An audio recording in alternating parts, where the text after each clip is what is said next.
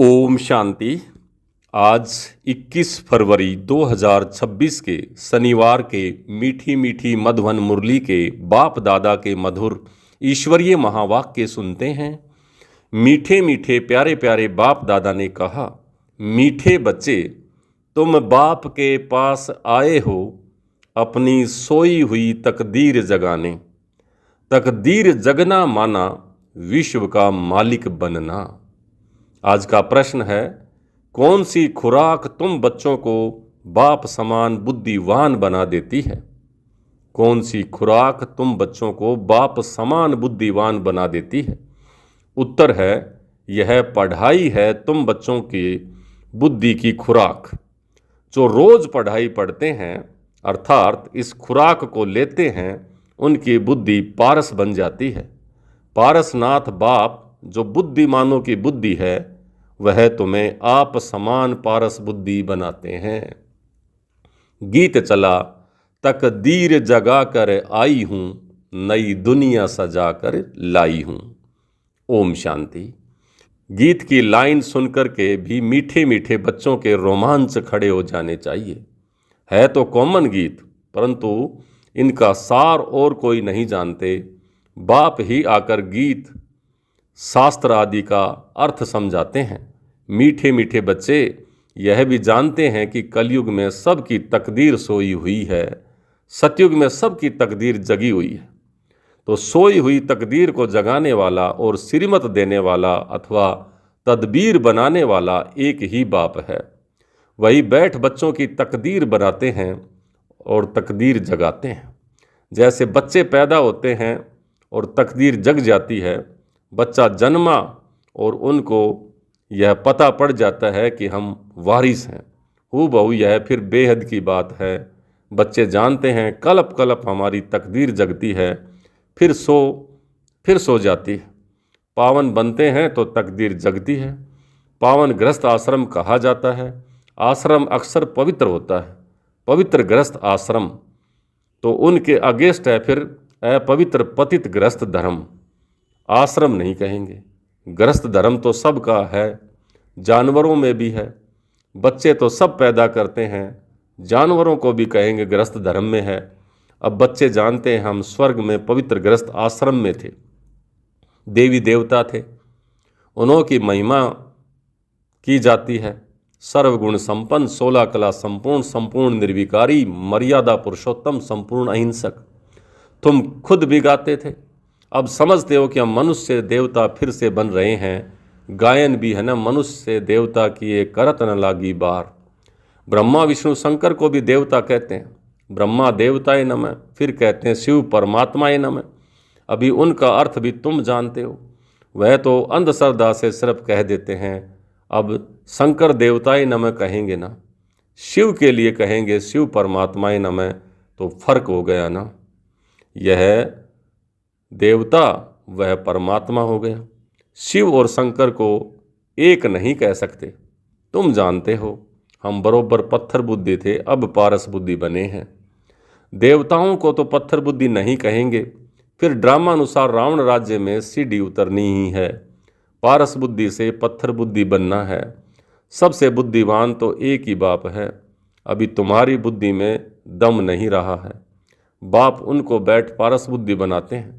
तुम यहाँ आते हो पारस बुद्धि बनने। पारसनाथ के भी मंदिर है, वहाँ मेले लगते हैं, परंतु यह किसी को भी पता नहीं है कि पारसनाथ कौन है। वास्तव में पारस बनाने वाला तो बाप ही है। वह है बुद्धिमानों की बुद्धि। यह ज्ञान है तुम बच्चों की बुद्धि के लिए खुराक। इससे बुद्धि कितनी पलटती है। यह दुनिया है कांटों का जंगल। कितना एक दो को दुख देते हैं। अभी है ही तमो प्रधान रौरव नरक। गरुड़ पुराण में तो बहुत रोचक बातें लिख दी हैं। अभी तुम बच्चों की बुद्धि को खुराक मिल रही है। बेहद का बाप खुराक दे रहे हैं। ये है पढ़ाई। इसको ज्ञान अमृत भी कह देते हैं। कोई जल आदि है नहीं। आजकल सब चीज़ों को अमृत कह देते हैं। गंगा जल को भी अमृत कह देते हैं। देवताओं के पैर धो करके पानी रखते हैं, उसको भी अमृत कह देते हैं। जब यह भी बुद्धि से समझने की बातें हैं। यह अंजलि अमृत है, या पतित पावनी गंगा का जल अमृत है, तो अंजलि जो देते हैं वह ऐसे नहीं कहते हैं कि यह पतितों को पावन बनाने वाला है। गंगा जल के लिए कहते हैं कि पतित पावनी है। कहते भी मनुष्य मरे तो गंगा जल मुख में हो।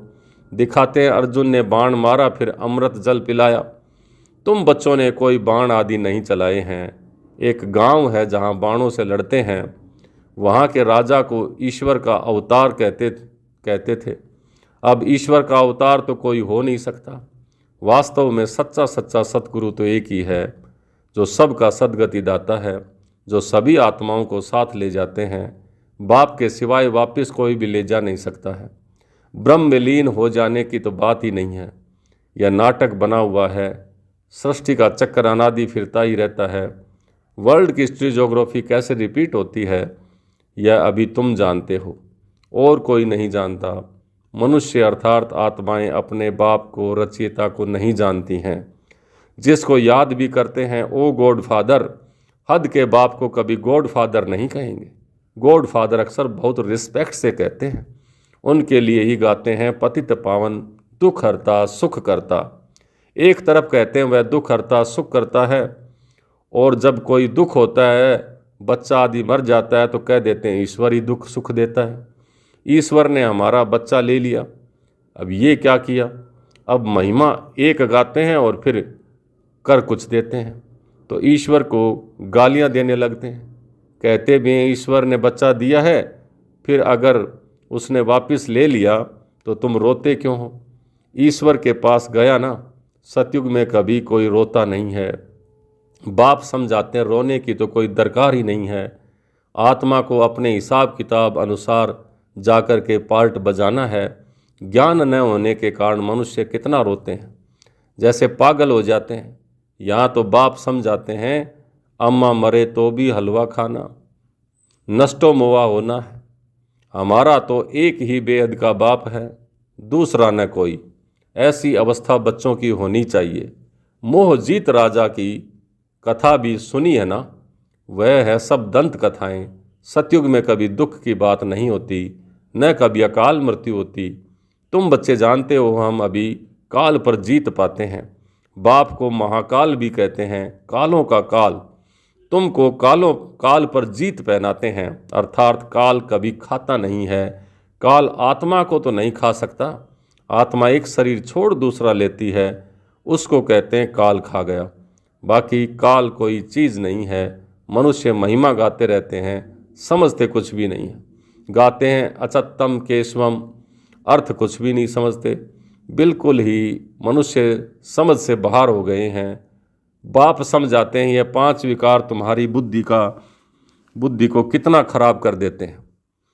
कितने मनुष्य बद्रीनाथ आदि पर जाते हैं। आज 2 लाख गए, 4 लाख गए, बड़े बड़े ऑफिसर्स भी जाते हैं तीर्थ करने। तुम तो जाते नहीं हो। तो वह कहेंगे यह बीके तो जैसे नास्तिक हैं, क्योंकि भक्ति नहीं करते हैं। तुम फिर कहते हो जो भगवान को नहीं जानते वो नास्तिक हैं। बाप को तो कोई भी नहीं जानते, इसलिए इनको ऑर्फन की दुनिया कहा जाता है, अनाथों की दुनिया कहा जाता है। कितना आपस में लड़ते झगड़ते रहते हैं। यह सारी दुनिया बाबा का घर है ना। बाप सारी दुनिया के बच्चों को पतित से पावन बनाने आते हैं। आधा कल्प बरोबर पावन दुनिया थी। गाते भी राम राजा राम प्रजा राम साहूकार है, बसे नगरी जिए राजा धर्म का उपकार है। वहाँ फिर अधर्म की बात कैसे हो सकती है? कहते भी हैं वहाँ शेर बकरी इकट्ठे जल पीते हैं, फिर वहाँ रावण आदि कहाँ से आएंगे? समझते ही नहीं। बाहर वाले तो ऐसी बातें सुन करके हंसते हैं। तुम बच्चे जानते हो अभी ज्ञान का सागर बाप आकर हमें ज्ञान देते हैं। यह पतित दुनिया है ना। अब प्रेरणा से पतितों को पावन बनाएंगे क्या? बुलाते हैं हे पतित पावन आओ, आकर हमको पावन बनाओ। तो जरूर भारत में ही आया था। अभी भी कहते हैं मैं ज्ञान का सागर आया हूँ। तुम बच्चे जानते हो शिव बाबा में सारा ज्ञान है। वही बाप बैठ बच्चों को यह सब बातें समझाते हैं। शास्त्रों में सब हैं दंत कथाएं। नाम रख दिया है व्यास भगवान ने शास्त्र बनाए। अब वह व्यास था भक्ति मार्ग का, ये व्यास है देव। उसके बच्चे तुम सुखदेव हो। अब तुम सुख के देवता बनते हो, सुख का वर्षा ले रहे हो व्यास से, शिवाचार्य से। व्यास के बच्चे तुम हो, परंतु मनुष्य मुझ न जाएं, इसलिए कहा जाता है शिव को शिव के बच्चे। उनका असल नाम तो शिव ही है। तो अब बाप कहते हैं किसी देदारी को मत देखो, जबकि शिव बाबा सम्मुख बैठे हैं। आत्मा को जाना जाता है, परमात्मा को भी जाना जाता है। वह परमपिता परमात्मा शिव है। वही आकर के पतित से पावन बनने का रास्ता बताते हैं। कहते हैं मैं तुम आत्माओं का बाप हूँ। आत्मा को रियलाइज किया जाता है, देखा नहीं जाता है। बाप पूछते हैं अब तुमने अपनी आत्मा को रियलाइज किया है, महसूस किया है? इतनी छोटी सी आत्मा में अविनाशी पार्ट रुंधा हुआ है, जैसे एक रिकॉर्ड है। तुम जानते हो हम आत्मा ही शरीर धारण करती हैं। पहले तुम देह अभिमानी थे, अब देही अभिमानी हो। तुम जानते हो हम आत्मा 84 जन्म लेती हैं, उसका एंड नहीं होता। कोई पूछते हैं यह ड्रामा का कार्य कब से शुरू हुआ, परंतु यह तो अनादि है, कभी विनाश नहीं होता है। इनको कहा जाता है बना बनाया अविनाशी वर्ल्ड ड्रामा। तो बाप बैठ बच्चों को समझाते हैं, जैसे अनपढ़ बच्चों को पढ़ाई दी जाती है।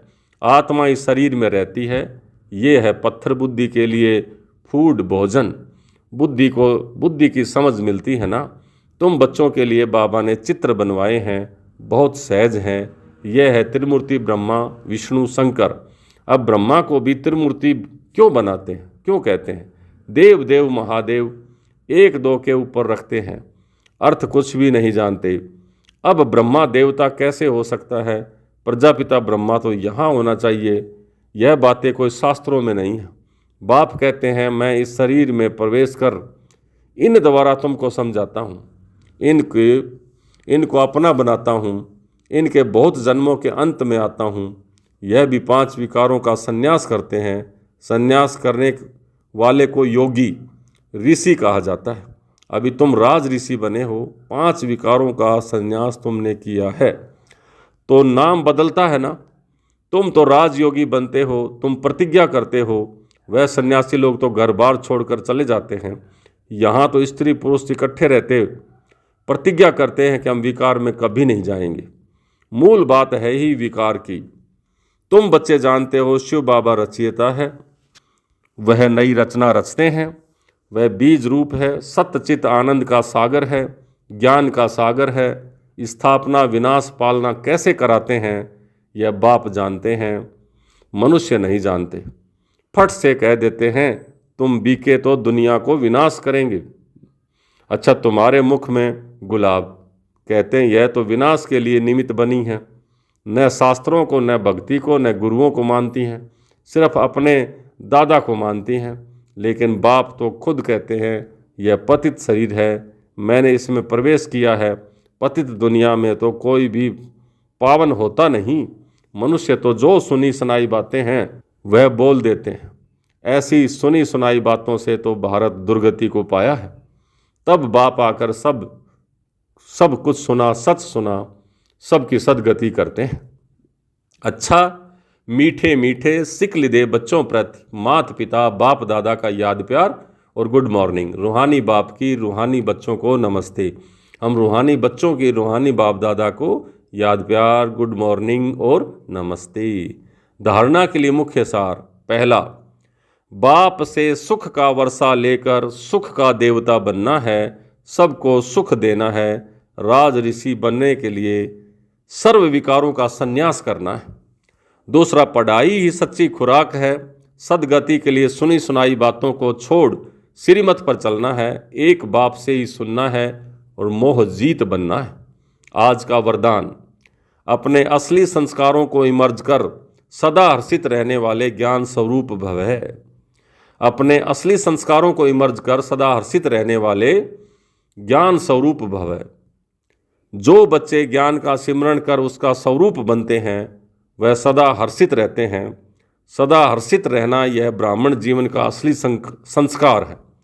दिव्य गुण अपनी चीज है, अवगुण माया की चीज है जो संग दोष से आ जाते हैं।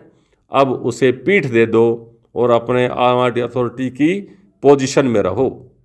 अब उन विकारों को पीटते दो और अपने ऑल माइटी अथॉरिटी की पोजीशन पर रहो तो सदा हर्षित रहेंगे। कोई भी आसुरी व व्यर्थ संस्कार सामने आने की हिम्मत भी नहीं रख सकेगा।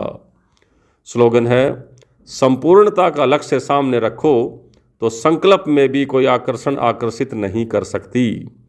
संपूर्णता का लक्ष्य सामने रखो तो संकल्प में भी कोई आकर्षण आकर्षित नहीं कर सकती। ये अव्यक्त इशारे एकता और विश्वास की विशेषता द्वारा सफलता संपन्न बनो। एकता के लिए एक रूहानी ताबीज सदा अपने पास रखना कि रिगार्ड देना है और रिगार्ड लेना है। यह रिगार्ड का रिकॉर्ड सफलता का अविनाशी रिकॉर्ड है। मुख पर एक ही सफलता का मंत्र हो, पहले आप। यह महामंत्र मन से पक्का रहे। यथार्थ रूप से पहले मैं को मिटाकर दूसरे को आगे बढ़ाना, सो अपना को आगे बढ़ाना। समझते हुए इस महामंत्र को आगे बढ़ाते सफलता को पाते रहो। यह मंत्र और ताबीज सदा साथ रहे तो प्रत्यक्षता का नगाड़ा बज जाएगा। अच्छा, ओम शांति।